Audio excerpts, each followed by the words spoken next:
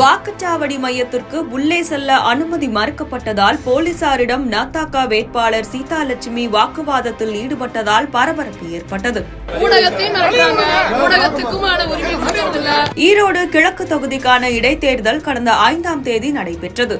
அதற்கான வாக்கு எண்ணிக்கை காலை 8 மணிக்கே தொடங்கி நடைபெற்று வருகிறது. ஈரோடு கிழக்கு தொகுதி எம்எல்ஏவாக இருந்து வந்த EVKS இளங்கோவன் மறைவை தொடர்ந்து இடைத்தேர்தல் அறிவிக்கப்பட்டது.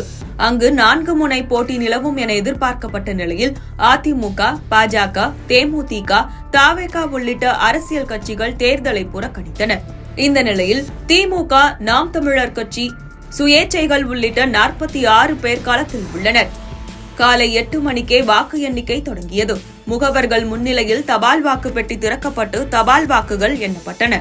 அப்போது வாக்குச்சாவடி மையத்தின் உள்ளே நுழைய முயன்ற நாம் தமிழர் கட்சி வேட்பாளர் சீதாலட்சுமி மற்றும் அவரது முகவர் ஆகியோரை போலீசார் தடுத்து நிறுத்தியுள்ளனர்.